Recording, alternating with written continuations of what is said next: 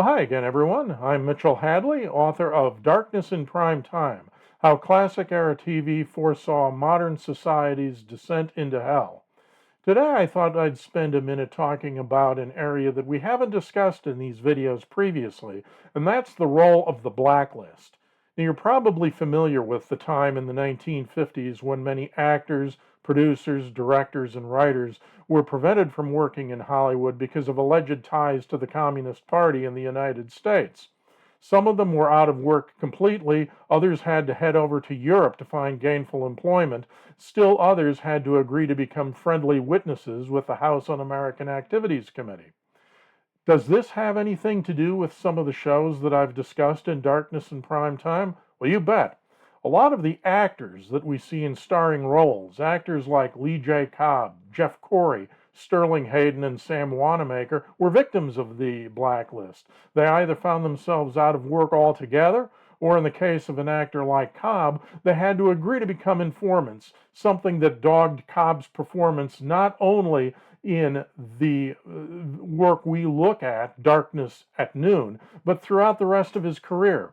Sterling Hayden, another example. If you look at his performance in The Sound of Different Drummers, you'll see that he's absolutely fueled, consumed by his refusal to testify against his friends in the underground. And that comes from his experiences as a refusal to testify before the House Un-American Activities Committee.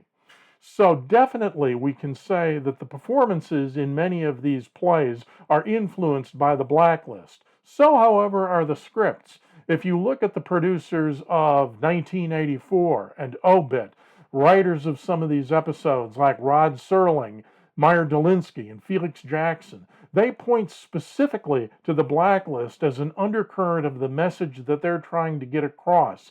The idea that you can't cancel people, that you can't prevent them from working simply because of their political beliefs, that everyone has the right to be presumed innocent until found guilty, and whether or not that even enters the scene in something like this.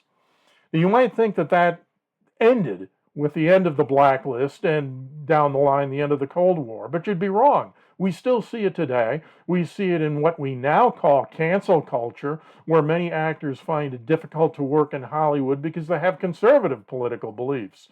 We find it online, where people were censored because of their beliefs about politics, about the COVID vaccine, about many other things that were going on. They were canceled out of their jobs. They were canceled out of their access to their social media platforms. People wanted to pretend that they didn't exist, that they didn't have the right to talk about these things. That's the kind of issue that we see being warned about in Darkness in Prime Time. It's not only the threat that comes from the left, it's the threat that comes from the right.